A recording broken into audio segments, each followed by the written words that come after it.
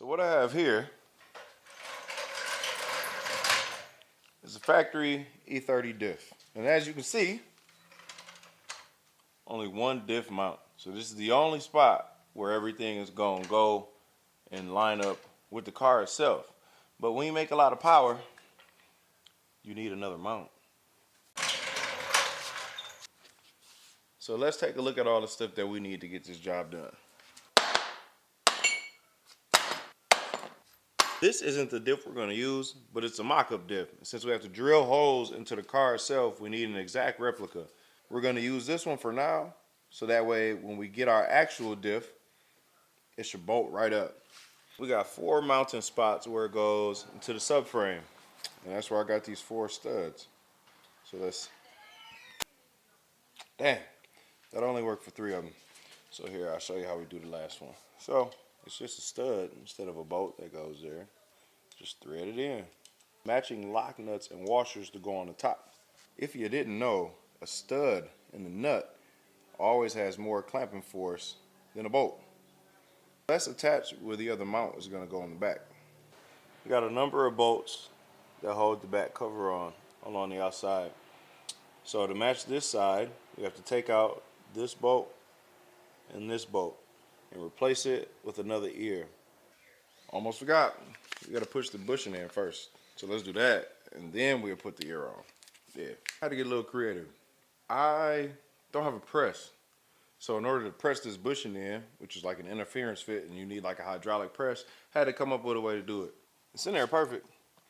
So you have these 2 plates that this is where this mounts into the diff bushing just like this, and then this upper portion is what's going to mount to the car itself.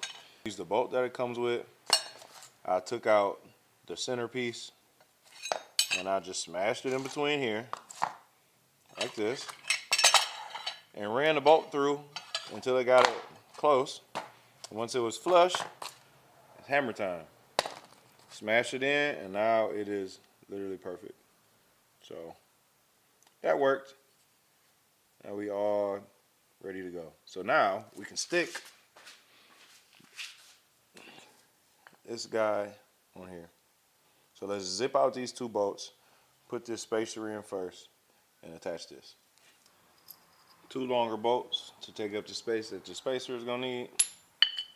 And this, and we should be ready to go.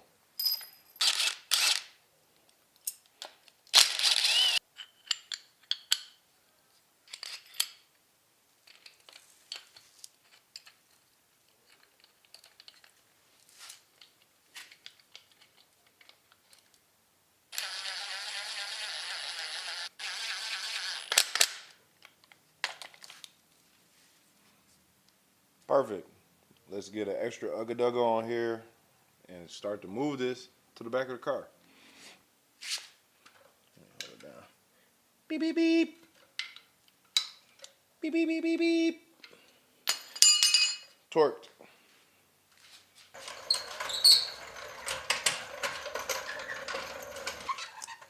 It goes somewhere under there. It's going to be hard to film while I'm under there. So let me get all situated, and then I'll come get y'all in a second. Back under the car, and the diff is in. That secondary diff mount is lined up where it needs to go, and the studs are now holding everything in rather than the factory bolt, so that's cool. We have to go up top to see where everything else is gonna land. Subtle flex, take off my carbon trunk, so that way I can look in here. Red Kevlar on the inside. If we look in the trunk, our secondary diff mount is going to land somewhere around here. You can see the spots where the rear sway bar mounts to the floor now. And now we have a third spot where the secondary diff mount is going to go. Got a helper that's going to help me line everything up. From while I'm under the bottom, he'll be up here and he'll be able to tell me where stuff goes.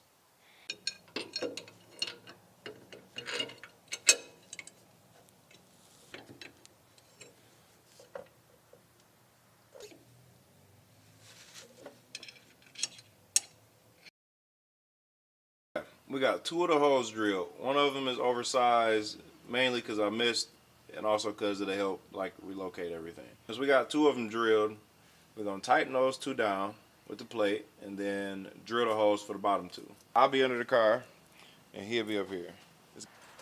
So this is what we're gonna do. I'm gonna set these up here like this and put it in there, just put it in there like that. Okay? Okay. So then you're gonna do the same thing for the other one. Don't let me be able to push it up either. You got it?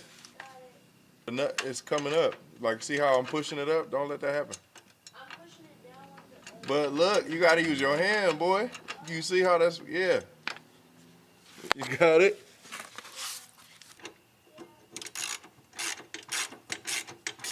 Is the plate, huh? Okay, well straighten it back out so you can line them holes back up and then stick that other bolt and washer through the hole.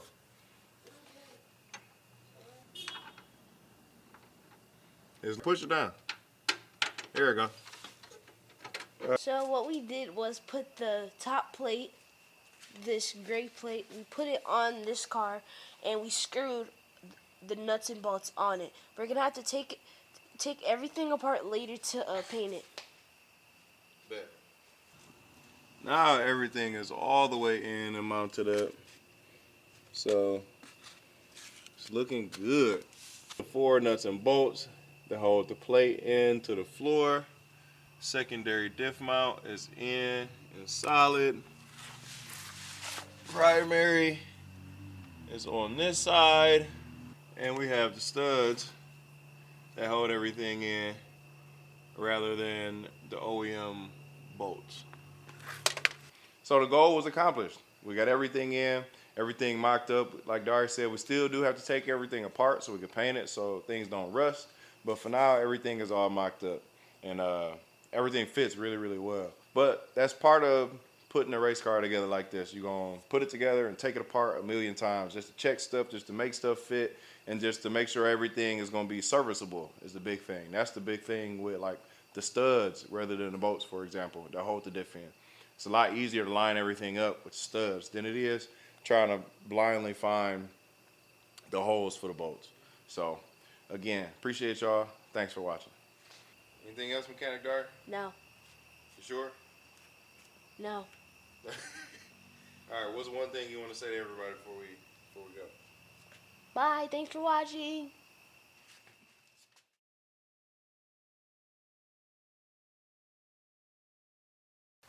So I'm about to flex and take off my carbon root. Wow, I can't talk. Can't flex if I can't talk. So let me quick flex real quick. Quick flex real quick. I hate this. I can never talk good when I do this. I say some of the stupidest stuff all the time.